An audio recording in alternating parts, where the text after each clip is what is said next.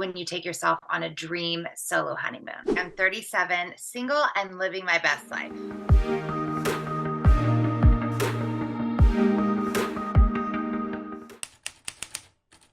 I'm Brittany Allyn. I just turned 37 and I live in New York City, and I'm a full-time content creator. I think everyone has days where they're like, I want like the deep romance, but mostly like I don't feel pressure to get married. I heard this quote once that if you got married at 50 to the love of your life, you could be with this person for 30 years. My longest relationship is around 5 years, and that felt like forever.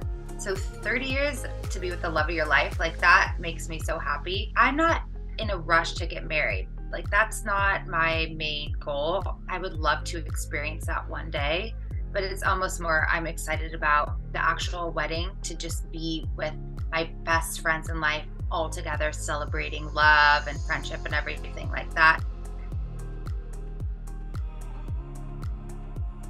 I think mentally I got where I'm at for a few reasons. One, I had really supportive parents, and my parents are realists, and they're just like, Britt, we want you to experience everything in life, to have so much fun, and marriage is amazing, kids are amazing, but it's not this perfect solution, and it's really hard, and not everyone gets a perfect marriage or perfect children. And so they said hopefully that happens, but like in the meantime, go live your life. And ever since I was a young kid, they kind of instilled that into me. So I attribute a lot of my thought process around this to them.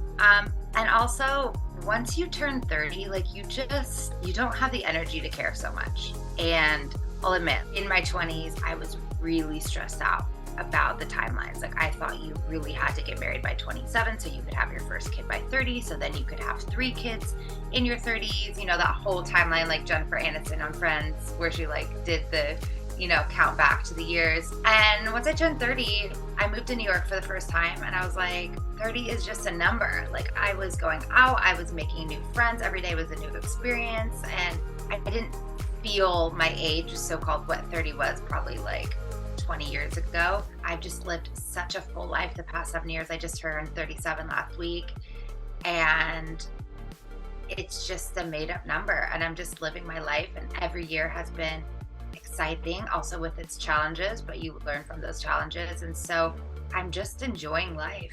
Life is okay. You will not die being single at 37. And like my 25-year-old self would have thought that was the end of the world. And now I'm here, and I'm like, I just had an amazing day at a fashion show in New York yesterday.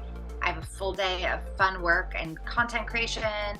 And so, yeah, life just, it's not scary. And I think I'm just happening to live it and share to the world that it's not so scary. The one thing that I do worry about is my timeline for my fertility.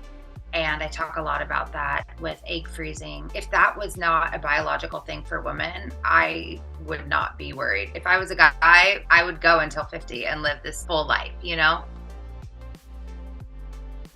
I don't think that we can pretend it's not there. I think technology and science has allowed us to have a lot more time with this, an extra decade or so. So I am taking control of my fertility. I tried egg freezing. Unfortunately, it didn't work. So I've shared a lot of videos about why it didn't work, what happened with my situation, and then hopefully this spring, and then probably next fall too, I'll try again for egg freezing. And so once I do that, I think I'm really going to have a lot of peace of mind. Egg freezing in America is insanely expensive, and only really big tech companies or big corporations usually cover it. Otherwise, it can be out of pocket in New York around $18,000. And so I couldn't afford that. I started looking into egg freezing when I was around 31. Everything looked amazing. I was right on schedule. I was like, oh, I'm super fertile. I've never had any issues. And so I was like, oh, I'm not totally in a rush. And then COVID happened. And then everything kind of slowed down. And then at the end of COVID, or about a year ago, I started looking into it again. And I was like, God, this is so expensive. And I noticed that my levels had changed a lot. So from like 31, 32 to 35, I saw a big dip. And who knows if it was COVID, stress, there are a lot of factors, or just my general fertility. My biggest mistake was thinking that all doctors are just doctors. And so whatever clinic you go to, it's going to be fine. It's like getting a shot. Everyone just gets the same shot, right? And I don't think that's true. I think you have to do your research and preferably, I think, know someone or trust someone that's probably worked with that clinic. I went with a new clinic. It was a startup and they just felt really unorganized. Unfortunately, I got 8 days in, did the shots, did the scans every day, and my body just wasn't picking up the medicine correctly. So my follicles were not growing. And yeah, so after 8 days, I had to stop it because I wasn't going to get an egg. And it was a big learning experience. I documented everything, and a lot of women resonated. And in a way, we're grateful because not a lot of people talk about how it doesn't work, and it's so expensive and emotionally draining. You know, it's a lot for a woman to go through, and I don't want everyone just to think it's a quick fix, like, oh, like if you just don't want kids right now, you can just get your eggs frozen. Like, it's actually not that easy. There are a lot of steps you have to take before that. It's always just random men that are trolls, and I'm like, if it's not clear, like, this page is not for you, so like, please leave. I am not asking you to be part of this conversation, but it's always just kind of these misogynistic, insecure men that might make comments. For the most part, though, my page is quite positive. It's like 92% women on TikTok, 90% women on Instagram, all between the ages of 25 to 45. So we're all kind of in this group and community together. So overall, it's pretty positive, which I'm pretty grateful for. This past summer, I took myself to the south of France, and I kind of coined this term called the honeymoon, which is when you take yourself on a dream solo honeymoon. Because there are so many places I wanted to go, but I was waiting for that perfect partner, the perfect relationship.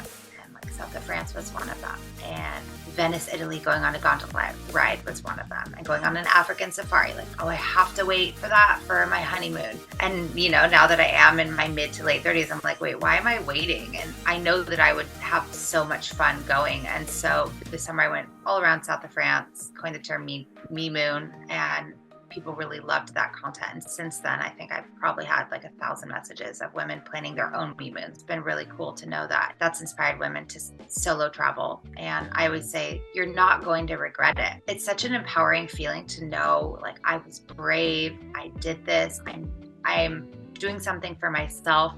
You know, I'm an interesting person that wants to explore the world. When you're on it, it's actually, I think, a little less scary. And I've made some videos too to hopefully help women go through like all the nuances of solo travel, like dining alone. And I made this viral video where I was like, this is exactly what it's like dining alone. And I took videos and like no one was looking at me for an hour at the table. Like, I was eating, doing my own thing. I even brought AirPods. Sometimes I like scheduled calls with friends or my mom.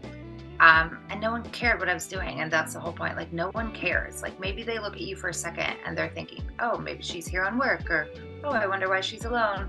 And then that's the thought leaves them and they're focusing on themselves. So I went to Venice, Italy. I took a gondola ride all dressed up in this beautiful blue silk dress. I went to Verona, which is like the birthplace of Romeo and Juliet. I wrote love letters with the Juliet women. And I have a lot of travel coming up this spring and summer as well. Hopefully Morocco, hopefully a safari trip. She would be shocked because my 20-year-old self was completely different. I wanted to be a stay-at-home mom. I was in love with a guy that I knew from high school, and I thought that we were going to live in the same town and get married and have kids by 27 or 30. And I would have some passion projects on the side, but I was just going to be a mom and never leave Seattle, Washington. It couldn't be more different. At 25, we broke up and I have gone in a completely different direction. So I think she would be in awe. And then also think it's quite cool that what she thought was true in life was actually the opposite. Anything that you think is going to happen probably won't really happen. Don't be so hard on yourself for your career. I didn't know what I wanted to do. I didn't know what I wanted to do up until 2 years ago, and that's okay. And you don't have to have this perfect resume where you stay at a company for 5 years and gain the ranks. Like, I wasn't a corporate girl. Like, that just wasn't ever going to be my path. It didn't feel right. That's okay. And put yourself first more. Also, in terms of relationships, at least, a lot of my 20s was centered around dating. And that's kind of where my blog started, talking about dating and relationships. If a guy is not texting you back or giving you what you want, then end it instead of just sitting around hoping that they'll change and having patience for that. I wish I just cut things off way sooner and just put me first there. I think now that I'm 37, I've seen a lot of women go on different paths, and one is not better than the other. I went on this college reunion. I was basically the only one there, not married, not with a child.